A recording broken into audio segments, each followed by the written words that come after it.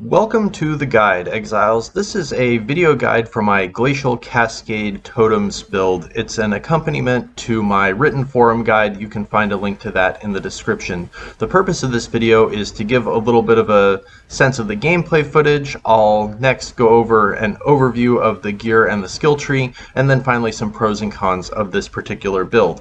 But what is the build exactly? As you can see, this is a Glacial Cascade Totems build. And why Glacial Cascade of all skills? It's interesting because looking at PoE Ninja, there is literally nobody else at high level playing Glacial Cascade that I could see, and it's kind of a shame because it's gotten some really good new tools that came in patch 3.11 that we're taking advantage of here. The particular reason to use Glacial Cascade is that it starts as a physical spell and then converts over to cold, which makes it really effective when using the Hatred aura. And with the new Supreme Ego Keystone, previously only available on Timeless Jewels, now being available on the skill tree, it's much more accessible, and it gives us a really strong way to scale Hatred in conjunction with some of the cluster jewels, which have actually been slightly improved for this build in 3.11, even though they're a bit less accessible than they were in the Delirium League.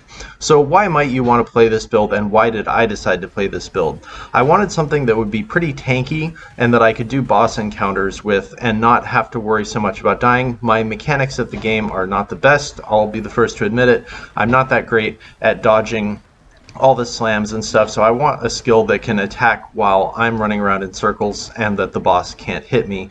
And totems are a great way to do that, and Glacial Cascade has the damage to really end those boss encounters pretty quickly. You'll see that at the end of the video. And at the same time, this keeps up a pretty reasonable clear speed. It's not going to be the fastest ever. Totems are just never going to be the very fastest clear speed build you can have, but it's reasonable and satisfying for me, and I can do maps within a minute or two.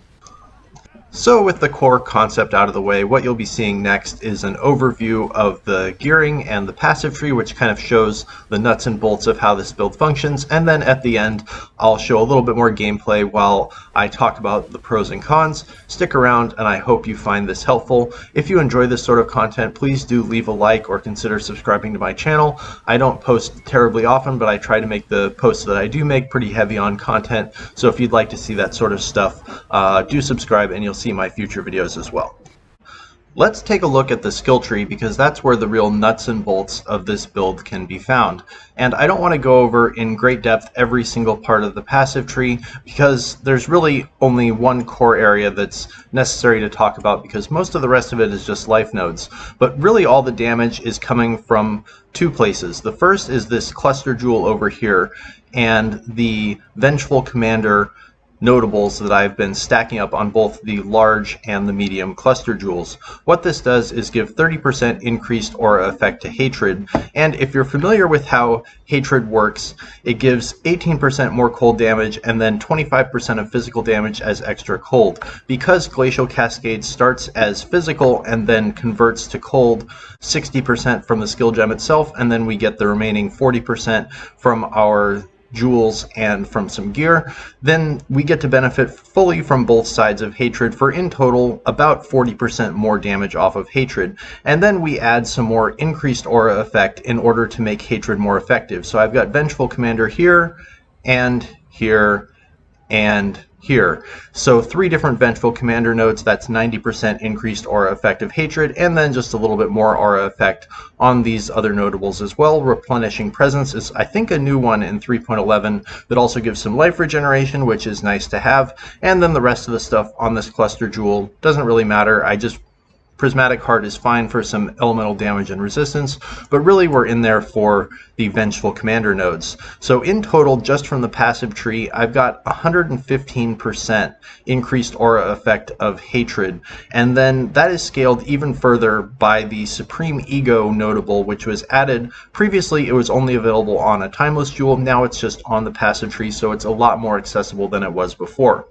What this does is allow you to basically only have one aura, but it supercharges the aura effect of that one. So it doesn't affect allies, Happily, totems benefit from our damage skills and don't have to benefit from the allies effect, and it gives 50% more effect of auras from your skills. And it's important to note the distinction between increased aura effect of hatred that we're getting from Vengeful Commander and then more from Supreme Ego, because this acts as a 50% additional multiplier on top of all of the other increased aura effect that we're getting from hatred on the cluster jewels and then more on our gear. So this is the core damage strategy of the build, is we're just using Supreme Ego to make all the increased aura effect of hatred a ton more impactful than it would be otherwise. And you can see that just on the tooltip DPS. With hatred active, I've got 118,000, inactive 40,000. So hatred is roughly tripling my damage before any other buffs or multipliers come in at all. And then this is further added to by some of the gear choices. So this is a pretty classic spell totem setup using Soul Mantle as the armor, because it has a built-in supported by level 20 spell totem, making it basically a 7-link piece of armor for our Glacial Cascade. In addition, I've got that linked to Awakened Cold Penetration, Faster Casting, Elemental Focus, Concentrated Effect, and Controlled Destruction. Faster Casting is the least impactful of all of these, and you could swap in a level 4 Empower and get a little bit more damage. I don't happen to have a level 4 Empower, and it's only about a 2 or 3% more increase, so Faster Casting is fine.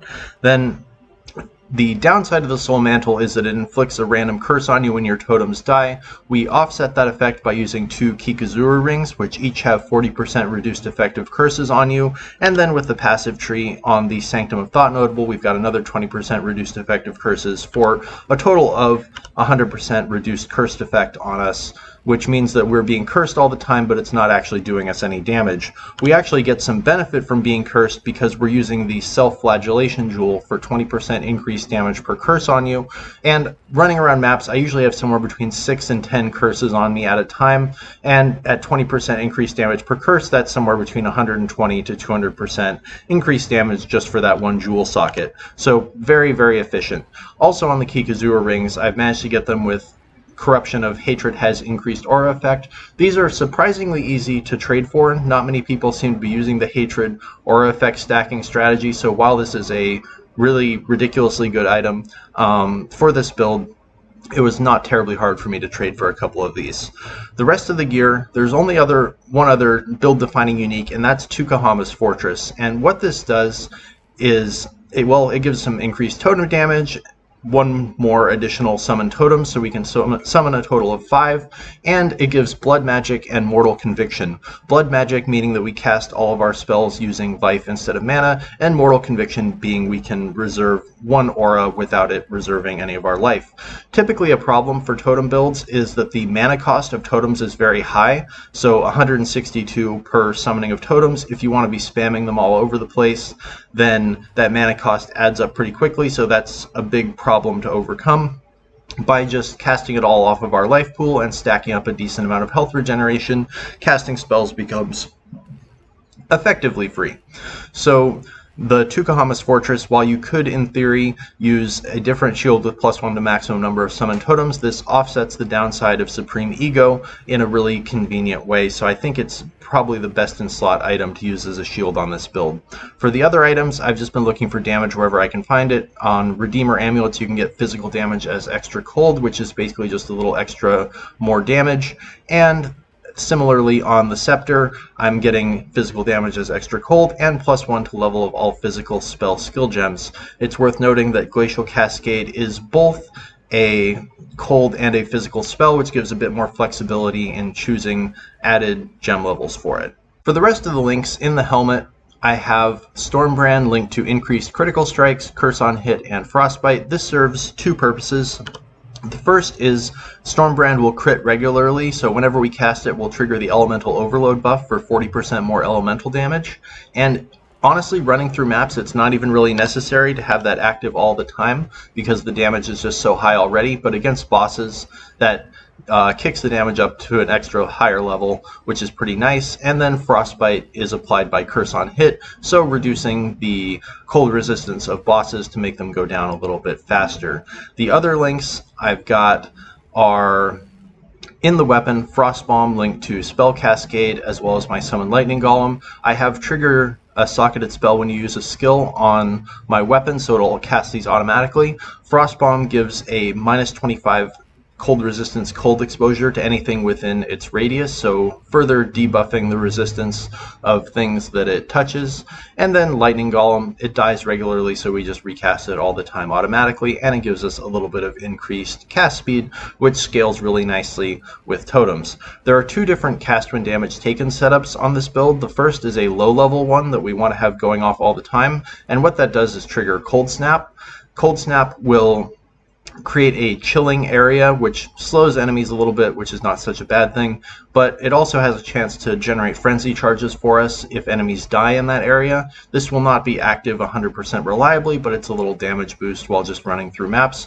And against bosses, I have it linked to Bone Chill support, so enemies in the area of Cold Snap will take increased cold damage. So that's just another little extra damage multiplier, which against bosses that stand still is pretty substantial, making them go down a little bit more quickly. The second cast when damage taken setup is higher leveled, and that's linked to Steel Skin, a guard skill, just to give a little bit of damage mitigation when we take a big hit, makes it a little bit less likely to die all of a sudden, and increased duration to make that last longer, and Righteous Fire, which is solely in those links to benefit from increased duration. I tend to forget to activate this, but when it's active, it grants 28% more spell damage on top of everything else, so again, just makes bosses go down that much little bit faster. Over in the gloves is just our movement skill, so I've got Flame Dash linked to Second Wind so that it recovers more quickly and I can use it more often, and Hatred is sitting there. It would ideally not be linked to anything, but it doesn't really matter if it has a higher reservation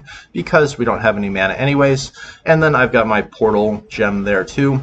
This is really a flex slot. You could use it for anything. For example, if you wanted to have an additional link in this low-level cast when damage taken, you could put in Tempest Shield to get an extra block chance for a little bit more defenses, or you could put in an Offering skill in cast when damage taken to consume corpses, which makes on-death effects a little bit less dangerous, but I really like the convenience of Portal, so that's why I'm using it. I hope you found this overview helpful.